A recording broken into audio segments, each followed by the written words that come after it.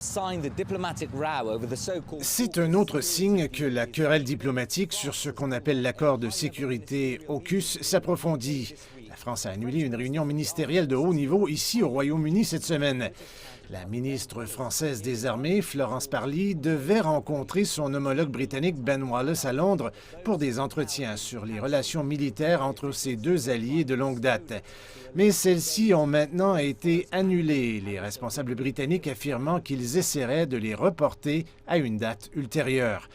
Cette décision fait suite à la colère de Paris à propos d'un nouvel accord signé entre le Royaume-Uni, les États-Unis et l'Australie. Les États-Unis et l'Australie construiraient des sous-marins à propulsion nucléaire pour le pays de l'hémisphère sud. Son émergence a mis fin à un accord existant entre l'Australie et la France en 2016 pour construire des sous-marins conventionnels d'une valeur de 40 milliards de dollars. Et le retour de bâton des autorités françaises a été cinglant.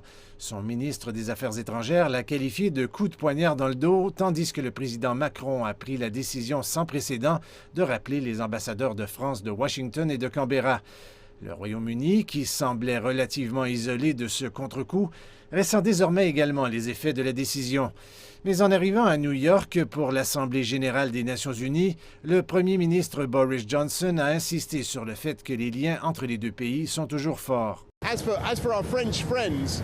En ce qui concerne nos amis français, n'oubliez pas que nous sommes aux côtés de la France à bien des égards. Nous sommes avec les Français dans le pays baltes, dans le plus grand déploiement de l'OTAN. Nous sommes avec eux au Sahel et ce depuis des années. Et nous, bien sûr, les gens ne le réalisent pas, mais il y a un pays avec lequel nous avons déjà un accord nucléaire pour partager les essais nucléaires et c'est en fait la France.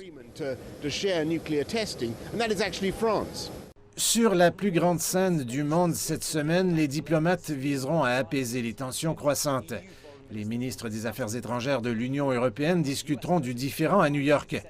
Alors que le président américain Joe Biden doit rencontrer son homologue français Emmanuel Macron plus tard cette semaine, ici à Londres, les responsables de Westminster font face aux répercussions d'un accord qui a pris par surprise de nombreux alliés de l'Occident les plus proches.